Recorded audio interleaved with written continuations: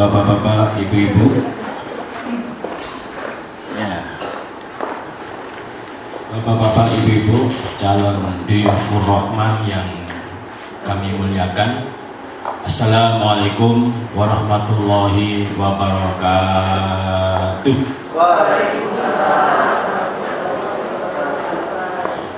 Kayaknya belum semua menjawab ini. Atau menjawabnya masih kurang semangat ya.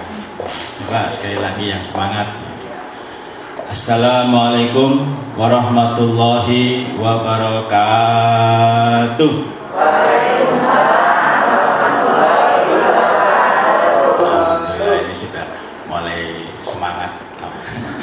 Karena di umroh ini atau ibadah yang luar biasa ini, semangat ini adalah merupakan modal paling utama di dalam kita menjalankan ibadah yang luar biasa ini. Kenapa Bapak Ibu sekalian? Dengan semangat, segala capek, segala lelah atau apapun yang kita nanti hadapi itu akan terasa ringan, Kita menunggu. Tadi sebelum dimulai ada yang sudah datang, sudah nunggu sampai ada yang 15 menit, ada yang sampai setengah jam. Nah ini kalau dengan semangat itu akan menjadi ringan. Bapak-bapak ibu sekalian, menunggu di dalam ibadah, menunggu termasuk dalam acara manasik umroh, ini merupakan ibadah yang nyambung. Ibadah nyambung ini adalah selama kita ini lakukan, menunggu termasuk menunggu sholat, menunggu acara-acara ibadah, kita yang menunggu, itu pahalanya beda dengan yang langsung datang, langsung acara. Termasuk kita nanti di Masjidil Haram, di Masjid Nabawi, kita sudah datang lebih awal, 1 jam sebelumnya atau mungkin 2 jam sebelumnya, ya, kita datang lebih awal. Ini beda dengan datang yang orang yang langsung datang kemudian sholat di Masjidil Haram atau di Masjid Nabawi. Jadi kalau kita menunggu di dalam Masjidil Haram, maka selama kita menunggu itu kita mendapatkan pahala sholat terus. Menunggu sholat ya, sama dengan kita mendapatkan pahala sholat terus. Ini luar biasa. Nah, sholatnya bukan sholat di tanah air, tapi sholat di Masjidil Haram. Luar biasa. Lipatannya sangat dahsyat sekali. Nah, oke Bapak sekalian, kayaknya kurang semangat deh. Sekali lagi coba semangat ya. Jangan sampai yang membawa materinya semangat, Bapak Ibu sekalian loyo ya.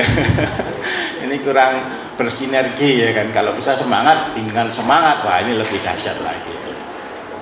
Sekali lagi, karena memang dalilnya juga jelas, innallaha witrun. Allah itu ganjil. Tadi baru 2, yuhibbul witr. Allah itu senang dengan yang ganjil. Tadi baru 2. Sekarang sekali lagi supaya ganjil kita ucapkan salam lagi. Assalamualaikum, pahalanya mendapatkan 10. Assalamualaikum warahmatullahi, mendapatkan pahala 20. Assalamualaikum warahmatullahi wabarakatuh. Tambah lagi dapatkan pahala 30. Nah, ada lagi tambahan satu lagi, yaitu wa maghfiratuh. Assalamualaikum warahmatullahi wabarakatuh wa maghfiratuh, dan pengampunan Allah itu tambah lagi 10 lagi, jadi 40. Ya, semakin banyak salam ya semakin pahalanya luar biasa. Salamnya saja itu sudah ada pahalanya. Sekali lagi, Assalamualaikum warahmatullahi wabarakatuh.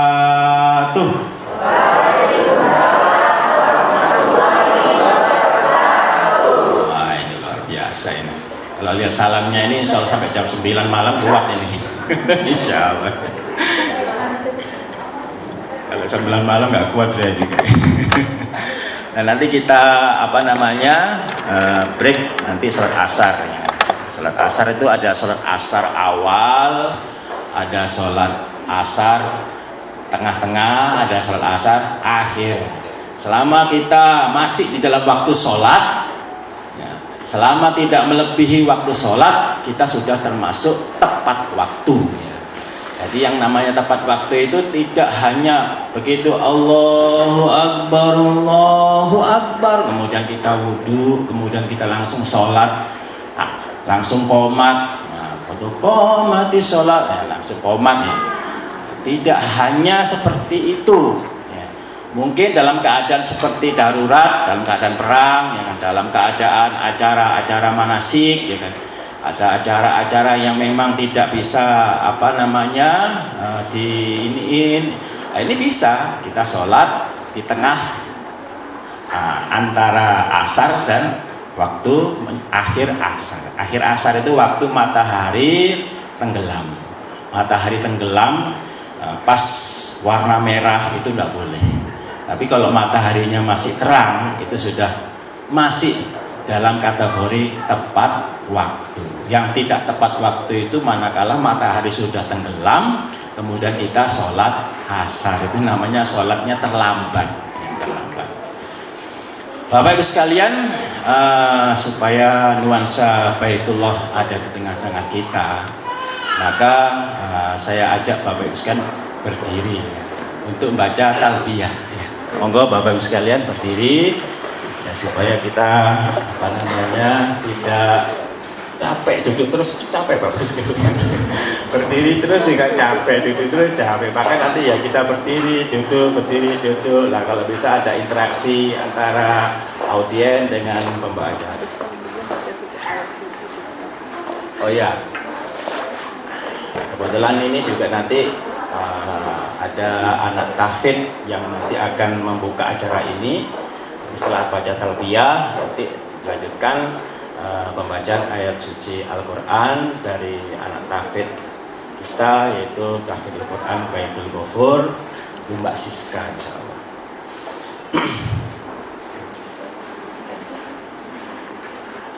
Bapak-bapak, ibu-ibu sekalian yang dirahmati oleh Allah, talbiyah ini diucapkan manakala kita sudah mengambil miqat dan sudah membaca niat.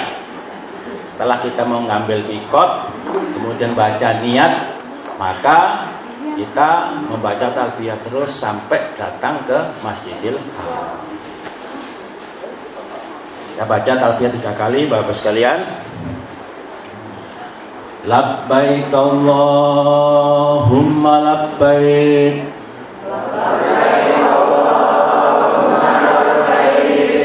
Labbaik la syarika lak labbaik.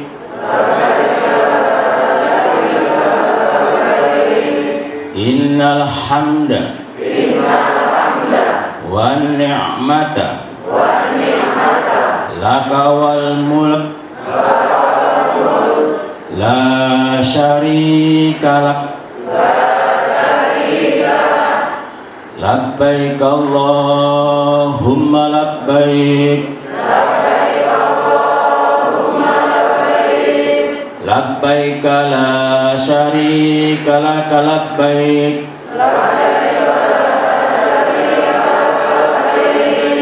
Innal hamda wan ni'mata laka wal mulk la syarika lak. Sekali lagi. Labbaik Allahumma labbaik. Labbaik la syarika lak labbaik. Innal hamda wan ni'mata laka wal mulk la syarika lak. Silakan duduk kembali Bapak sekalian. Silakan duduk. Selanjutnya, untuk lebih berkahnya, kalau acara itu diawali dengan bacaan ayat suci Al-Quran, maka acara tersebut menjadi berkah. Jadi dengan bacaan ayat suci Al-Quran ini, acara yang sudah berkah, acara yang sudah barokah menjadi lebih barokah. Untuk itu, Mbak Siska ya, Mbak Siska, Ahmad Soleh untuk bisa ke depan untuk membaca ayat suci Al-Quran. Nah, ini Mbak Siska ini sudah mau 15 juz, jadi kurang setengah juz, 14 setengah juz. Ini Mbak Siska ini adalah anak tahfidz Baitul Ghafur di Jakarta Utara. Monggo Mbak Siska. Mbak Siska deh.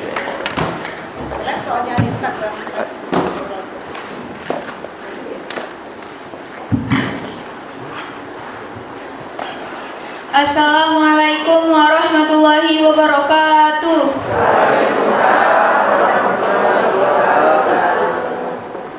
Ismi Siska Aulia Rosa, aqra'u surah Al-Waqi'ah. A'udzu billahi minasy syaithanir rajim. Bismillahirrahmanirrahim. Idza waqa'atil waqi'ah laisa liwaqa'atiha kadhibah khafidatur rafi'ah.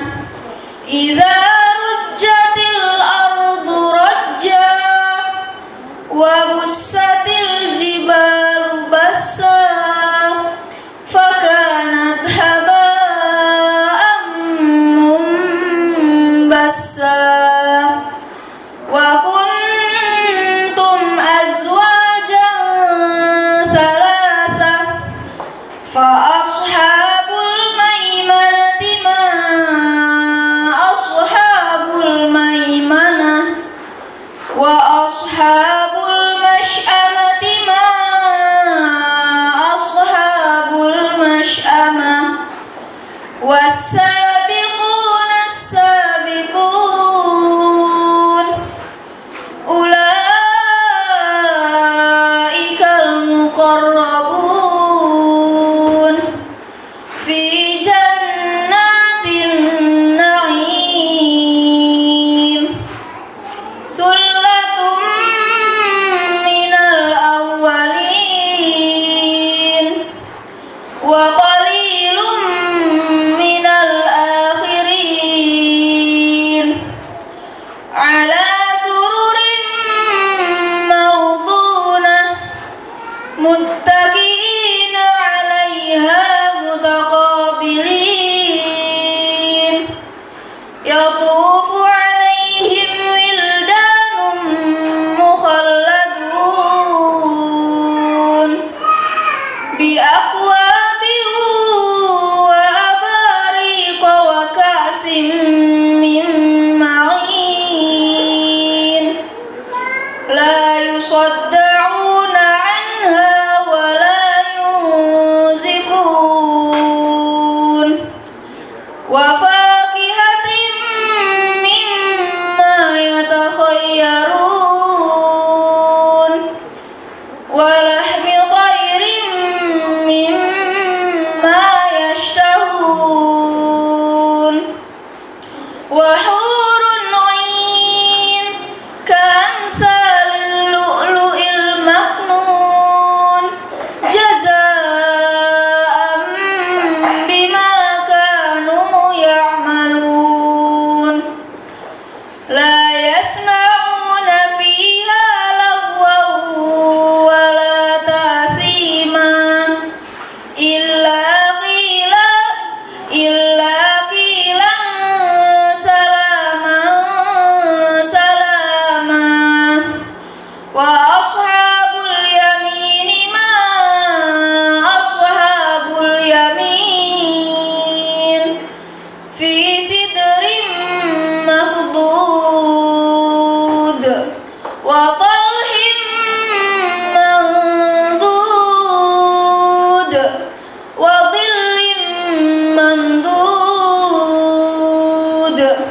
وماء مسكوب وفاكهة كثيرة لا مقطوعة ولا ممنوعة وفرش مرفوعة إنا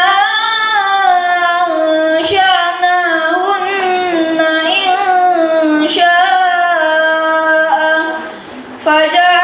فجعلناهن أبكارا عربا أترابا لأصحاب اليمين ثلة من الأولين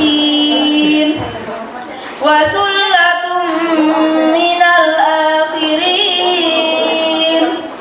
وأصحاب الشمال ما أصحاب الشمال في سموم وحميم وظل من يحموم لا بارد ولا كريم إنهم كانوا قبل ذلك مترفين وكانوا يصرون على الحنث العظيم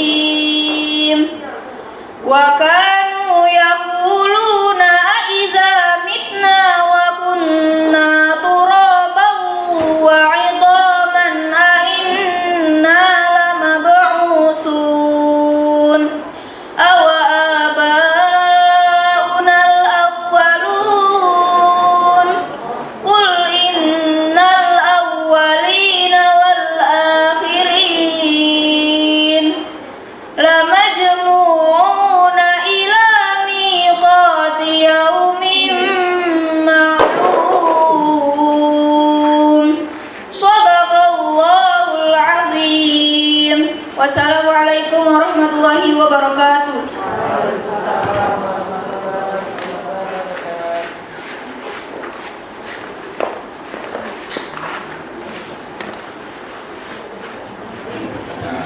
Doai.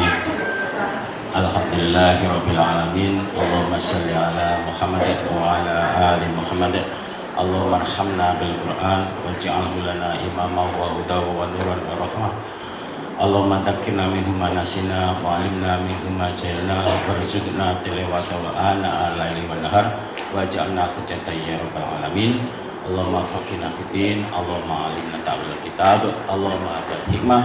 Rabbana atina fid dunya hasanah wa fil akhirati hasanah wa qina adzabannar. Allahumma shalli ala Muhammad wa ala ali Muhammad. Alhamdulillahirabbil alamin. Amin. Demikian tadi Bapak Ibu sekalian lantunan ayat-ayat suci Al-Qur'an oleh salah satu putra putri kita di Taman Pendidikan Al-Qur'an Baitul Ghafur yang berada di daerah Jakarta Utara. Mudah-mudahan menjadi generasi penerus yang nanti meneruskan estafet dari generasi-generasi yang sudah mendekati usia lanjut. Kita ini ya insya Allah secara umur insya Allah kita duluan. Yang meneruskan adalah yang muda-muda. Baiklah Bapak Ibu sekalian, ini acara sudah semakin seru ini karena banyak yang sudah hadir ya kan. Insya Allah ini ada berapa ini ya? Ada insya Allah kurang lebih ya 70 atau 100 ya insya Allah. Kurang lebih ya insya Allah. Sebelum kita mulai, terlebih dahulu kita niati kedatangan kita pada sore hari ini dalam rangka urusan sabilillah, dalam rangka urusan tolabul ilmi. Seperti Nabi kita, Nabi Sulaiman, waktu ditawari oleh Allah, ditawari dengan kekayaan, ditawari suruh milih kekayaan, harta benda yang berlimpah, emas berlian yang ada di dunia ini atau ilmu. Nabi Sulaiman Yang bijak dia memilih ilmu, bukan memilih harta benda kekayaan yang ada di muka bumi. Karena dengan ilmu itu nanti kita bisa mendapatkan berkah. Berkah untuk diri kita sendiri dan berkah untuk orang lain dengan ilmu tersebut. Manakala kita sampaikan. Balighu ani walau ayat. Sampaikan walaupun hanya satu ayat. Manakala ilmu tersebut telah disampaikan, ada 100 orang yang menerima ilmu tersebut, maka berarti ilmu tersebut sudah menyebar 100 orang. Maka otomatis yang mempunyai ilmu tersebut mendapatkan pahala tambahan dari orang-orang yang telah mendapatkan ilmu yang kita miliki. Jadi kalau kita punya ilmu itu ya jangan disimpan, Bapak Ibu sekalian.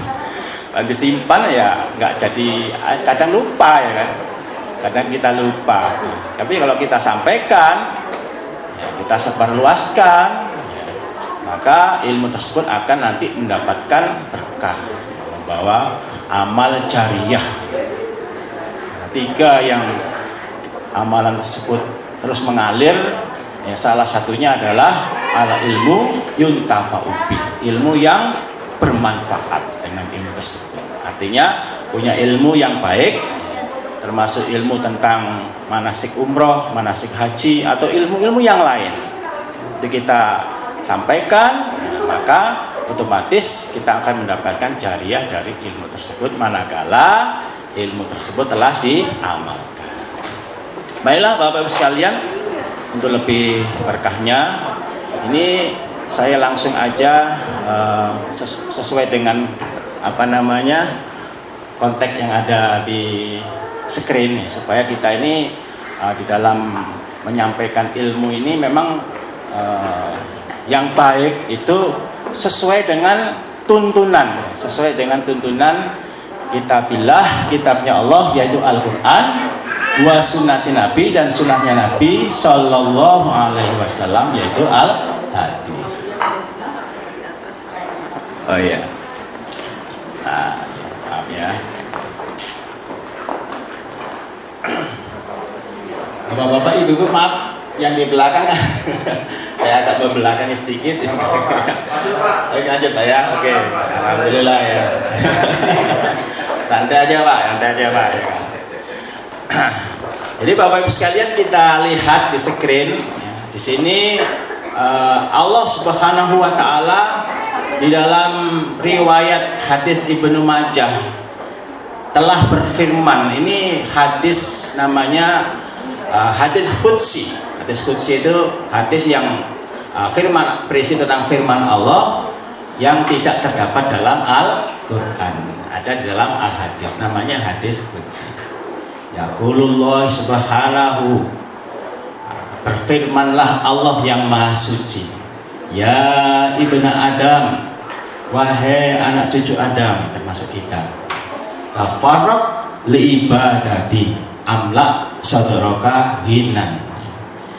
Tafarraq, sempat-sempatkanlah, menyempat-nyempatkanlah li ibadati, untuk beribadah kepadaku, termasuk ibadah umroh, termasuk ibadah wajib yang lain, sholat 5 waktu, puasa Ramadan, puasa sunnah, puasa Syawal, ya, puasa Arafah, puasa Asyura, ya, termasuk ini ibadah, dalam rangka ibadah, menyempat-nyempatkan ibadah kepada Allah.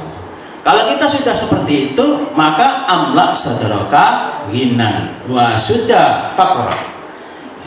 Allah akan mencukupi di dalam hati kita, dalam dada kita, ghinan, kekayaan. Meskipun kita ini hidupnya katakanlah masih kontrak ya, atau rumah kita masih biasa-biasa saja ya.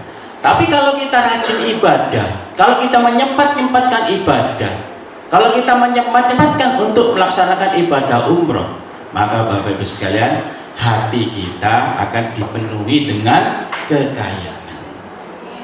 Dipenuhi dengan kekayaan, merasa lapang dada, berlapang dada, hatinya penuh dengan rahmat ya, hatinya penuh dengan maghfirah.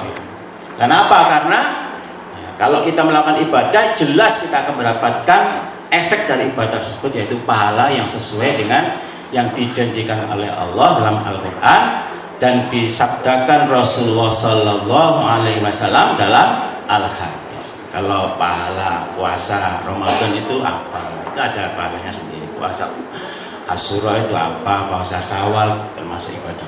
Dan juga Allah akan menutupi kefakiran. Jadi artinya itu kefakirannya itu ditutupi pengertiannya itu kita nggak merasa kekurangan. Kita lihat Bapak Ibu sekalian, orang-orang yang rajin ibadah di masjid-masjid, majelis taklim, orang-orang yang ibadah di Mekah dan Madinah, kita lihat mereka tidak ada yang susah, mereka tidak ada yang sedih, mereka bahagia, mereka bangga, bersyukur. Karena apa? Karena dalilnya jelas. Allah menutupi kefakiran kita. Wa ilam taf'al, apabila kita tidak mau mengerjakan, malak tu saudara sebulan walam asuda fakar. Aku akan memenuhi hatimu, dadamu ya, sebulan kerepotan, kerupekan, saja kerupekan atau kerepotan. Walam asuda fakar, dan Allah tidak menutupi kefakiran kita. Meskipun kenyataannya mereka bergelimang harta benda, tapi kalau dia tidak rajin ibadah kepada Allah, ya sudah dalilnya itu Allah akan tidak menutupi kefakirannya. Artinya apa? Kurang terus. Meskipun sudah punya mobil mewah, kurang terus. Meskipun sudah punya rumah mewah, kurang terus. Karena apa? Karena Allah tidak menutupi kefakirannya. Ya, berarti mereka masih fakir, mereka masih kekurangan. Lalu rajin ibadah tidak merasa kekurangan, berarti kita termasuk orang yang kaya. Orang yang kaya itu adalah bukan banyak-banyak harta, bukan dilihat dari hartanya yang banyak, tapi sampai di mana dia bisa mensyukuri nikmat Allah yang telah diberikan kepada kita. Alhamdulillah. Nah, ini Bapak sekalian.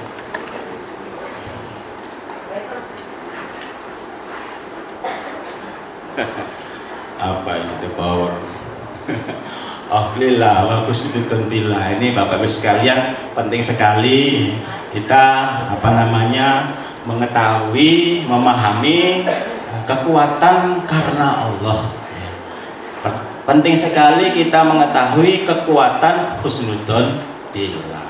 Ini salah satu kunci keberhasilan dunia akhirat adalah orang tersebut manakala di dalam hatinya diniati dengan karena Allah.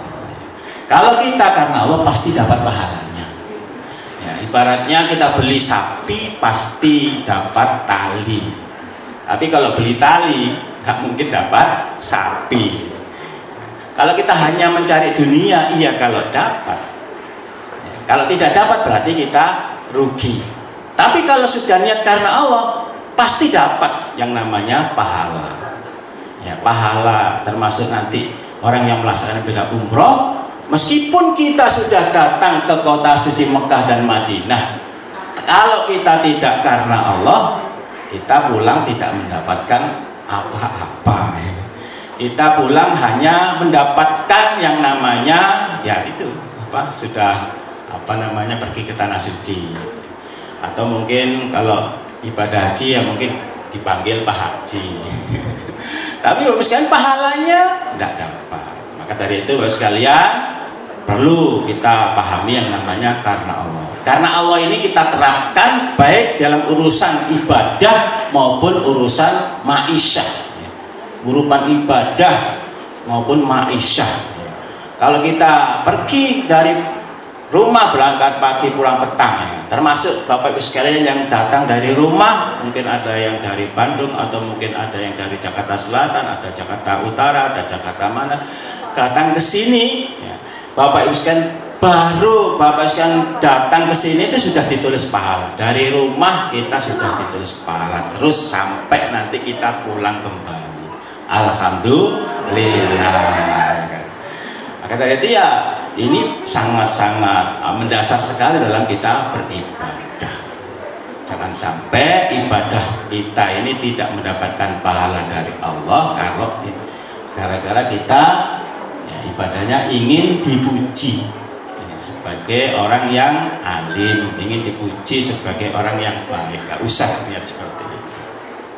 Jadi kita benar-benar kita fokuskan niat karena Allah, niat ibadah, niat mencari rahmat Allah, mengharapkan pahala dari Allah, surga Allah, takut akan murka Allah, neraka Allah. Husnudon billah itu menyangka yang baik ya. Atau istilah bahasa Jawanya positive thinking, positive thinking ya. Positive thinking, senantiasa berpikir positif ya. Senantiasa berpikir positif. Ini Bapak Ibu sekalian, kalau kita ini tidak husnudon billah, bisa berubah niat kita yang karena Allah menjadi tidak karena Allah. Contoh Bapak Ibu sekalian yang datang lebih awal, kalau kita tidak husnudon billah, sudah akhirnya hatinya gelisah ya. Akhirnya hatinya capek ya kan, atau mungkin agak gimana gitu, marah-marah atau gimana gitu ya. Ini efek kalau kita berpikir negatif atau tidak husnudon billah. Tapi kalau kita husnudon billah, mungkin kenapa kok pada belum datang? Mungkin lagi macet ya. Mungkin lagi dalam perjalanan ya, kita nggak tahu. Ini namanya husnudon billah. Nah ini yang perlu kita amalkan ya. Perlu kita ketahui dulu, kemudian kita amalkan. Bapak Ibu sekalian yang dirahmati Allah, Rasulullah Shallallahu Alaihi Wasallam bersabda, wafdullahi salah satu, tamunya Allah itu ada 3. Yang pertama al-ghazi, yang kedua wal hajju, yang ketiga wal umroh. Jadi tamunya Allah itu yang pertama adalah orang yang berperang fisabilillah. Ini zaman dulu ya, zaman dulu kalau Nabi itu ya katanya Anas bin Malik ya, salah satu sahabat Nabi, dia selama mendampingi Nabi itu berperang itu sampai berapa puluh kali itu loh, berperang. Bukan berperang-perangan, bukan ya, benar-benar membawa pedang, benar-benar membawa panah, tombak, benar-benar itu zaman dulu. Kalau sekarang sudah merdeka. Kalau berperang pun itu sudah ada yang berperang ya, angkatan darat, angkatan laut, angkatan udara, yang mereka yang sudah berperang. Kita paling ya di rumah saja sudah cukup.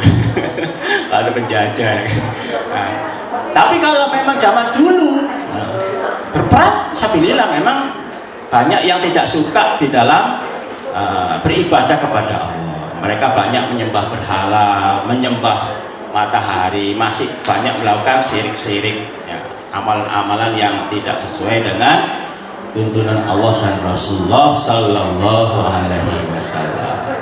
Yang kedua wal hajju, sudah selesai ya, kemarin sudah, bahkan saudara-saudara kita, teman-teman kita sudah ada yang pulang dengan keadaan selamat. Mungkin ada yang sampai meninggal dunia, jadi mati syahid.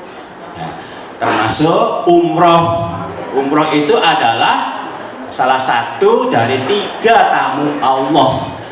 Jadi Bapak Ibu sekalian, kita harus merasa bangga, harus merasa bersyukur bisa melaksanakan, insya Allah kalau Allah paring ya, itu bisa melaksanakan ibadah haji atau ibadah umroh. Karena Bapak Ibu sekalian, kita sama dengan datang memenuhi panggilan Allah untuk beribadah ke kota suci Mekah dan Madinah, untuk melaksanakan ibadah umroh. Tidak umroh saja, ibadah-ibadah yang kita laksanakan, yang kita kerjakan di dunia ini ya, yang di luar kota suci Mekah dan Madinah, itu kita kerjakan di sana. Sama Bapak Ibu, ibadah Sama di sini kita mengaji, baca Al-Quran, sholat wajib, sholat sunnah, sholat apa macam-macam lah ibadah. Ada zikir ya, ada zikir pagi sore ya, luar biasa. Ya, cuman bedanya Bapak Ibu sekalian, kalau di sana di Masjidil Haram lipatannya beda. Lipatannya 1000 kali, oh bukan 1000 kali, 100.000. Kalau di Madinah lipatannya 1000 kali. Bapak Ibu sekalian, kita nggak membahas yang lebih dalam. Contoh misalkan besok Bapak Ibu sekalian, ketika kita nanti dipanggil oleh Allah ke rahmatullah, pulang ke memenuhi panggilan Allah, dipanggil oleh Allah untuk menghadap kepada Allah, yang pertama kali dihisab adalah sholatnya. Fa in solihat sairu amali, wa in fasadat sairu amal. Apabila sholatnya baik, maka baiklah seluruh amalannya. Apabila sholatnya kurang, maka dilihat malaikat, apakah ada sholat tambahan. Karena dengan sholat tambahan itu bisa menutupi sholat wajib kita yang kurang sempurna. Kalau kita nggak punya tabungan sholat sunnah, ya kita otomatis kalau memang kurang ya kurang, jelek semuanya. Tapi kalau punya tabungan sholat sunnah, kita akan mendapatkan pengampunan dan kita akan mendapatkan tambahan pahala. Pak Ibu sekalian, kalau kita di sini sholat sunnah 2 rakaat, sholat sunnah 2 rakaat, habis berwudu kita sholat sunnah 2 rakaat di sini. Kemudian kita lakukan sholat yang serupa habis berwudu, sholat di Masjidil Haram, maka yang terjadi nilainya beda Bapak sekalian.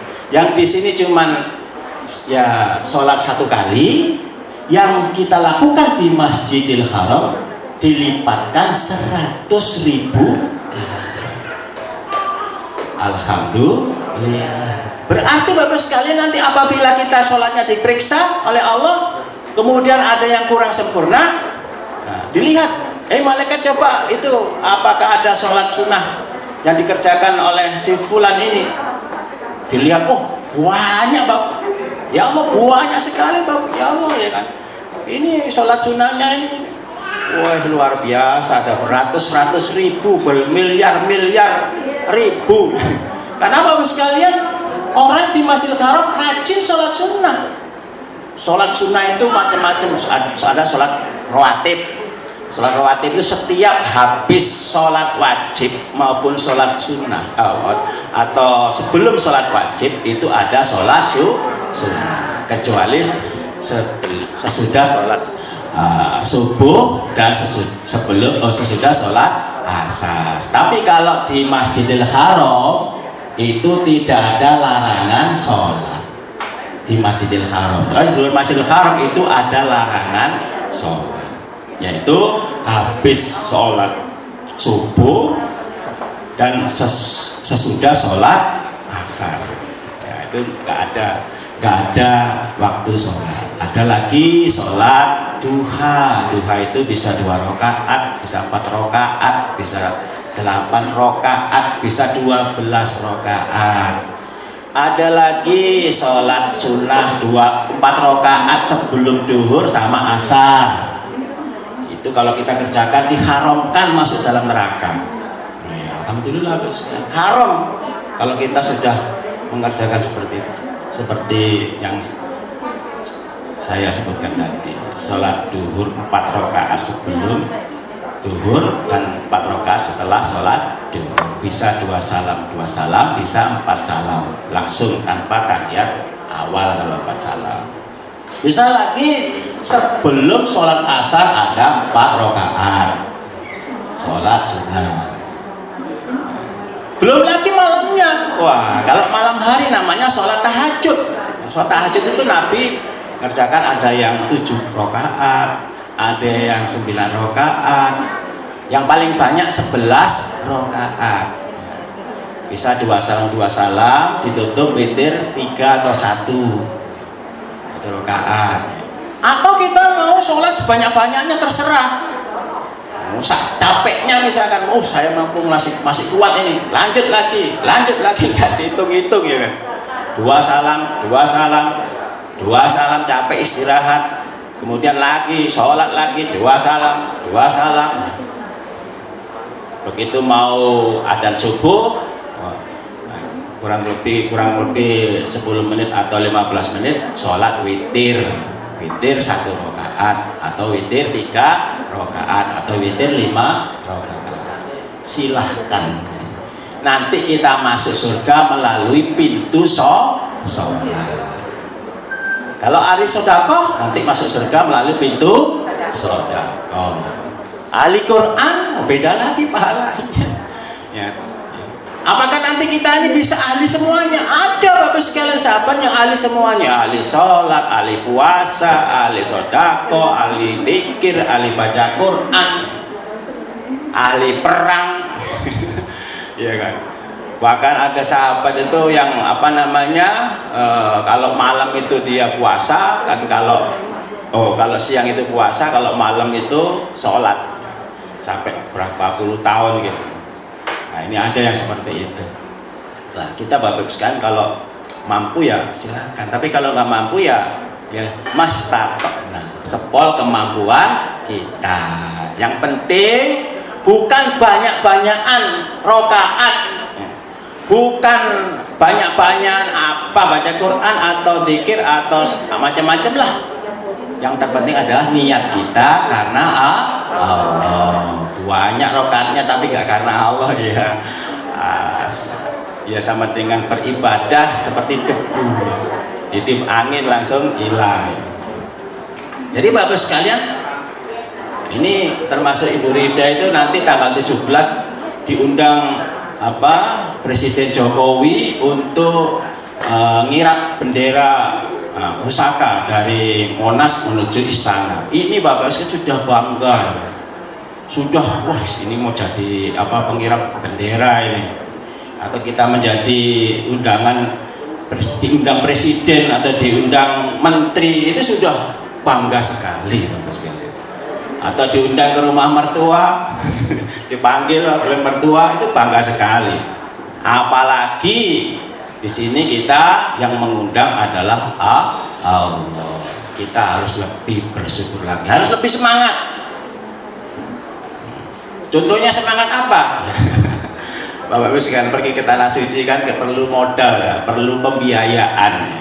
Ya kalau bisa ya ada uang langsung segera dilunasi. Ini menunjukkan bahwasanya kita ini semangat ya, segera kepingin ketemu ya. Ya jangan ditunda-tunda ya. Itu lebih bagus seperti itu. Berarti kita ini menunjukkan kita kepingin sekali pergi ke tanah suci Mekah dan Madinah. Ya. Karena apa? Karena ya perlu beli tiket pesawat, beli apa? Ini yang perlu kita pahami. Kenapa kita perlu semangat? Tidak cuma hanya ucapan saja, tapi juga dengan praktek. Kenapa? Yang kita belani ini adalah bukan main-main, ibadah yang luar biasa, ibadah yang lipatannya 100.000 kali. Bapak Ibu sekalian, satu lagi saya buka lagi. Tadi sholat, sekarang saya buka lagi sholat jenazah. Bapak Ibu sekalian, di sini kalau di Indonesia kita sholat jenazah ini mungkin jarang-jarang Bapak Ibu sekalian ya. Ya, sebulan sekali mungkin jarang-jarang, nggak jarang lah ya kan. Ya. Kalau kita sholat jenazah, jenazah 4 salam, baca Al-Fatihah pertama, kedua baca sholawat, ketiga baca doa, yang keempat takbir keempat langsung nggak baca apa-apa, langsung salam kanan sebelah kiri tanpa rukuk tanpa sujud. Itu Bapak sekalian mendapatkan pahala 1 qirot. 1 qirot itu mislu Uhudin, seperti besarnya gunung Uhud. Nanti kalau kita nyampe di kota suci Madinah, nanti akan ziarah ke Gunung Uhud. Ya, Gunung Uhud itu panjangnya kurang lebih 7 km, luasnya kurang lebih 5 km.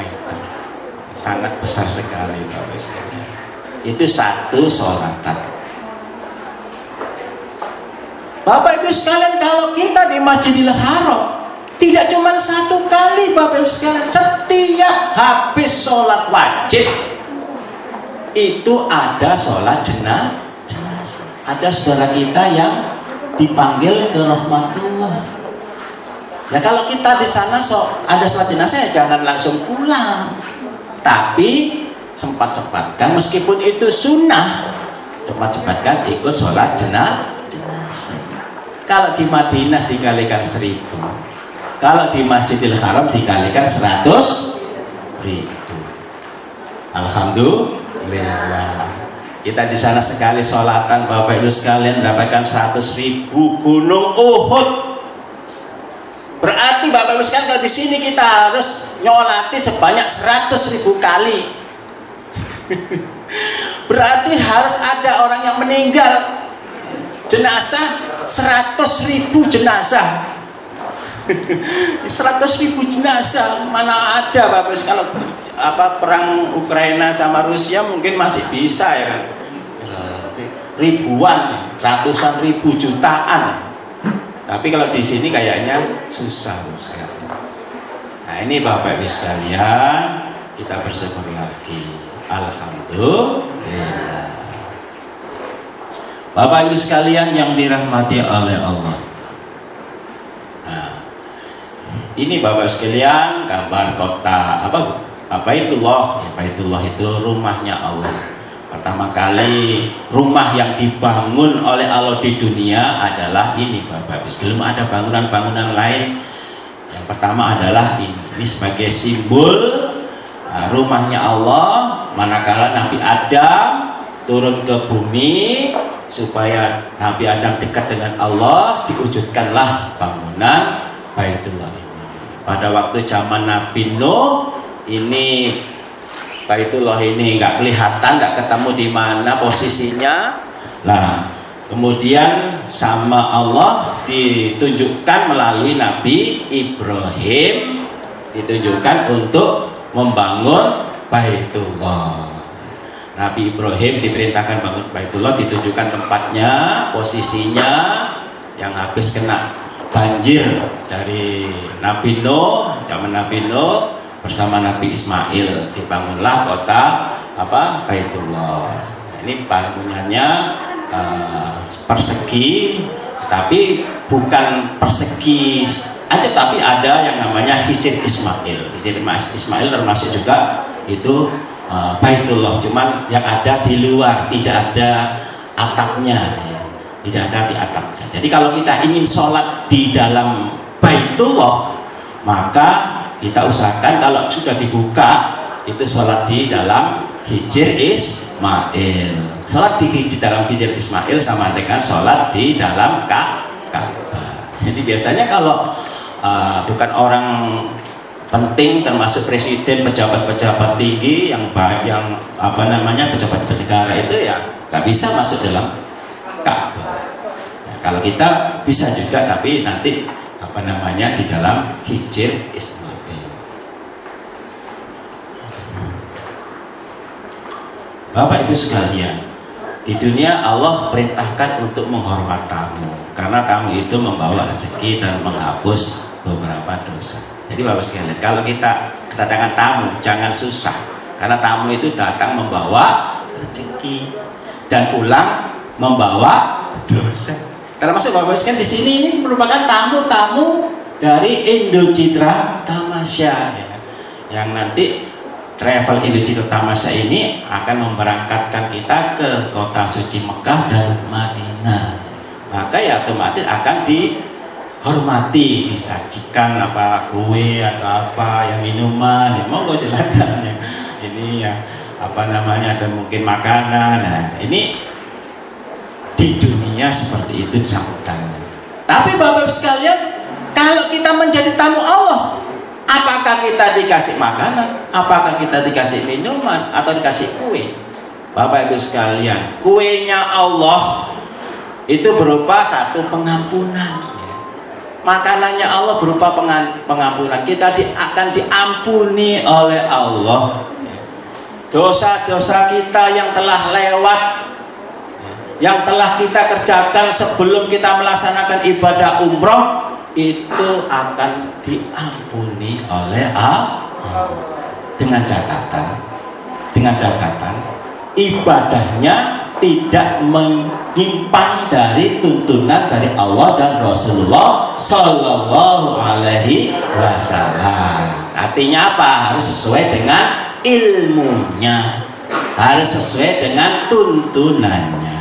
Satu lagi, niatnya karena Allah. Kalau itu sudah dikerjakan, maka kita akan mendapatkan pengampunan, benar-benar akan diampuni. Kita pulang menjadi bersih dosa-dosa kita. Biasanya kalau kita lihat orang yang pulang dari tanah suci kan wajahnya berseri-seri, jadi dilihat wajahnya itu berseri-seri. Ada yang malah tambah hitam. Bukan karena banyak dosanya, bukan hitam, karena mungkin kepanasan. Waktu tawaf kepanasan jadi hitam. Tapi Bapak Ibu sekalian, yang penting kita karena Allah sesuai dengan tuntunan, sesuai dengan pedoman, pasti wajib kita akan mendapatkan pengampunan dari Allah. Yang kedua, pahala dan derajat yang tinggi nanti manakala kita bertemu kepada Allah akan diberikan pahala tersebut. Biaya yang kita keluarkan untuk ibadah umroh dan haji akan diganti oleh Allah. Nah, kurang apa Bapak sekalian? Kurang apa Bapak sekalian? Allah baiknya luar biasa. Maha rahmatnya itu luar biasa. Sudah mendapatkan pengampunan, mendapatkan pahala derajat yang tinggi di sisi Allah, biayanya diganti.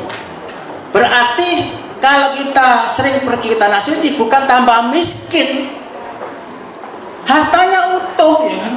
Bahkan mendapatkan lipatan.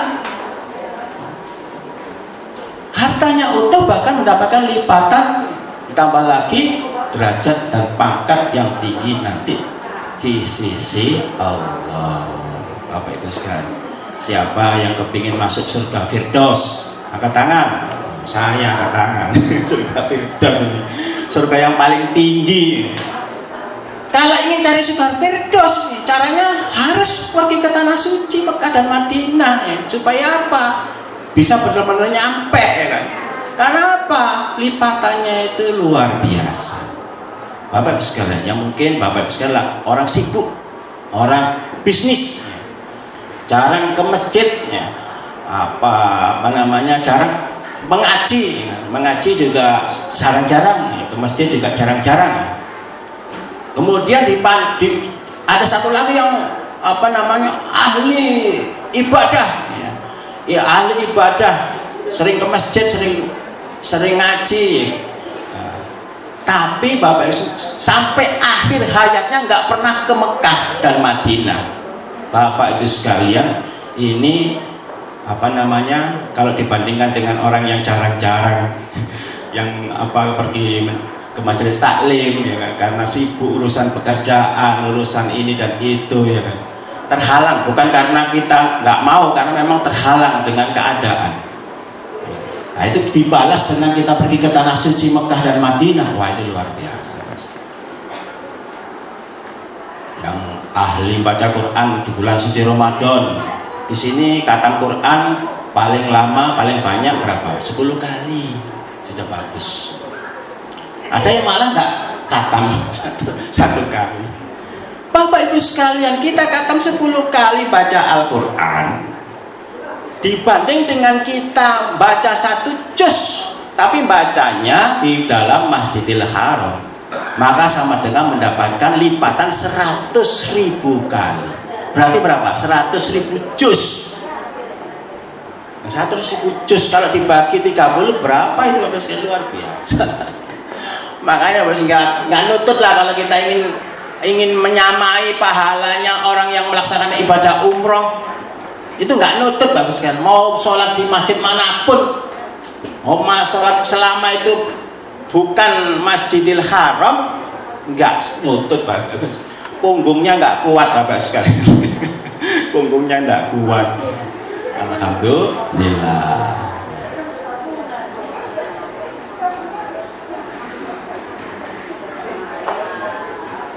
Ibadah umroh itu merupakan perjalanan spiritual. Yang kedua, syarat dengan ujian dan cobaan. Untungnya untung, ruginya untung. Jadi nggak ada ruginya. Umpama Bapak Ibu sekalian kehilangan sandal misalnya, nggak ada ruginya, untung Bapak Ibu sekalian. Jadi pahala. Apalagi dicopet ya, hilang 5 juta ya, itu nggak rugi Bapak Ibu, untung. Dicopet untung. Kenapa Bapak Ibu sekalian? Karena kita di tanah suci Mekah dan Madinah, musibah kita istirja, kita kembalikan pada Allah, kita akan mendapatkan ganti yang lebih baik dari yang ditimpakan ke kita. Dibutuhkan rukun kompak kerjasama yang baik. Jadi Bapak Ibu sekalian, pada umroh ini kita harus satu komando, satu irama. Jadi nggak boleh nyingkur-nyingkur, sendiri-sendiri, ngikutin aturan dari penyelenggara travel umroh. Termasuk kalau misalkan kita janjian berangkat jam 9 ya, kita harus jam 9. Jangan sampai kita ini molor-molor. Ya, kalau molor-molor berarti yang lain akan molor juga ya. Yang lain juga kena juga. Jadi harus betul-betul dibutuhkan kerukunan dan kekompakan. Waktunya pulang ya pulang, waktunya makan ya makan. Dan juga harus ada leadership, ada leader atau pemimpin dalam perjalanan. Ini yang nanti mengatur kita. Nanti di sana ada mutawif membimbing ibadah kita di tanah suci Mekah dan Madinah. Lah nanti kita akan dibimbing ibadah kita.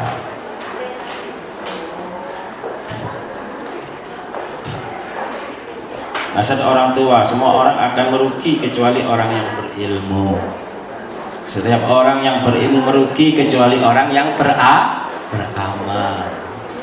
Setiap orang yang beramal merugi kecuali orang yang karena jangan sampai kita tergolong orang yang rugi. Harus karena Allah, ilmunya harus diamalkan ya. Kemudian dalam beribadah kita harus berilmu. Wala taqfu ma laisa laka bihi ilmun. Janganlah mengerjakan sesuatu apabila belum tahu ilmunya. Ini Bapak Ibu sekalian, Baitullah. Di dalam Baitullah ini Allah menurunkan rahmat. Yunzilullah kullu yaumin isruna wa mi'atin rahmatin. Allah menurunkan tiap hari di dalam Baitullah ini menurunkan 120 rahmat. Situna minha lit-taifin. 60 rahmat bagi orang yang tawaf.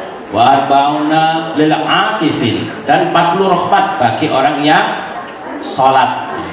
Bagi orang yang di dalam masjid, maksudnya salat. Sholat bisa atau baca Al-Quran itu mendapatkan rahmat 40 rahmat. Wa isruna minha linnadirin, dan 20 rahmat bagi orang yang melihat. Melihat Baitullah saja itu Allah menurunkan rahmat, diberikan rahmat. Apalagi yang sholatnya di depan Baitullah ya, terus mendapatkan rahmat, terus melihat terus dapat rahmat terus. Wah, saya nggak butuh rahmat, saya ingin ibadah saja. Itu nggak boleh Bapak. Ya. Karena Bapak sekalian, amalan kita yang hebat ataupun amalan kita yang menurut kita ini sudah pol, kalau tidak dibungkus dengan rahmat Allah, maka amalan tersebut belum cukup untuk masuk di dalam surga. Makanya Bapak Ibu sekalian, kita harus banyak-banyak untuk mencari rahmat Allah di Baitullah. Termasuk juga di dalam masjid, di masjid tanah air, di masjid-masjid kita. Itu kalau kita di dalam masjid ya ada rahmat dari Allah. Hatinya tentram, hatinya jadi gembira. Karena apa? Karena ada dalam masjid.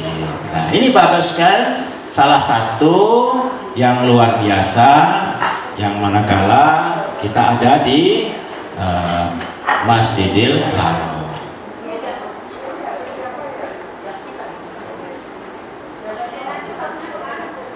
Sholatu fi masjidi afdolu min alfi sholatin fi masiwahu. Sholat di dalam masjidku Nabi lebih utama daripada 1000 sholat di dalam selain masjid Nabawi di Madinah. Di Madinah itu mendapatkan pahala 1000 kali selain di Madinah.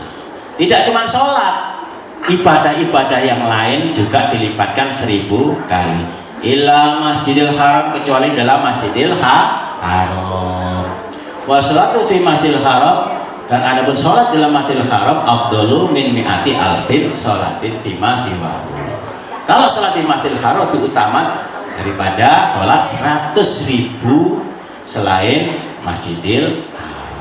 Ini apa namanya, sabda Rasulullah Sallallahu Alaihi Wasallam yang tidak boleh diragukan.